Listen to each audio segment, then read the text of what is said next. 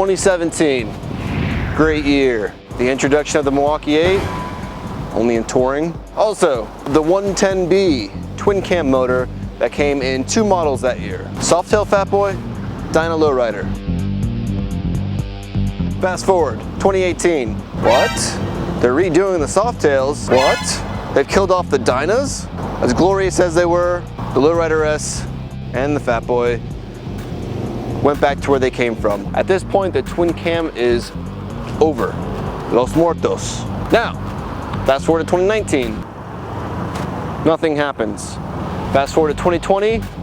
Boom. The Dyna Lowrider S is back, except in its Softail form.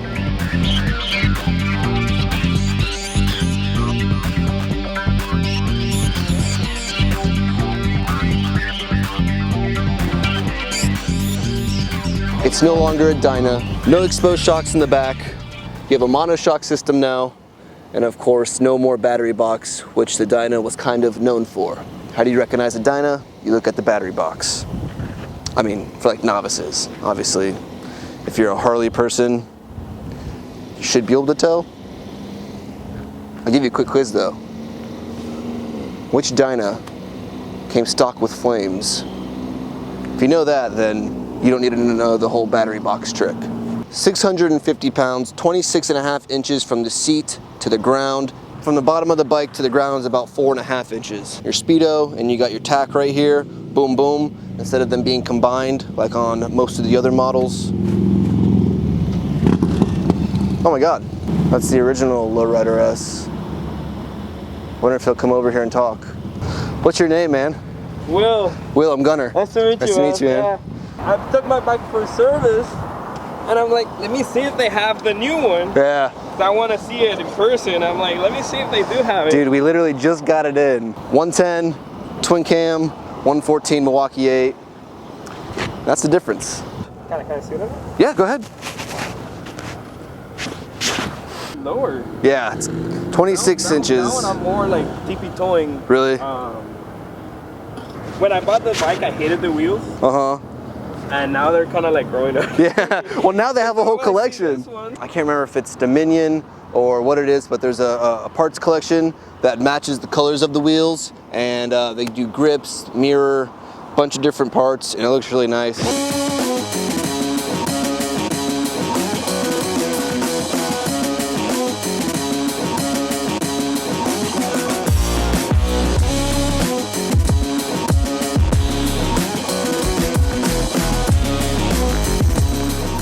The shifter is actually a little higher up than I would like. You can't really shift it without moving my whole leg up.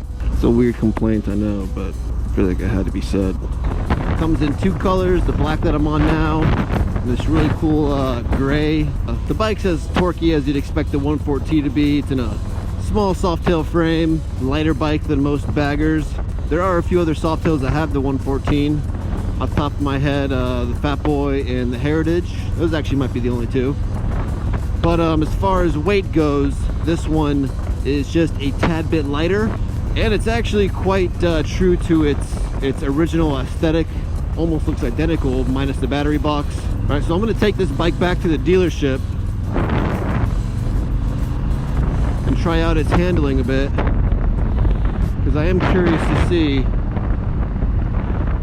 how it handles, and I'm really curious to see how low you can kind of bring it down before you scrape the pegs. This is the bob and weave trailer gauntlet. This is like my 3rd attempt.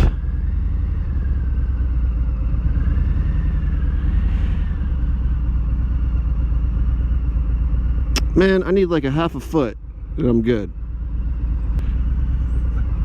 Damn it. Someone who's better at handling could probably do better. The mid controls gives you a good center of gravity. It's a pretty easy bike to handle.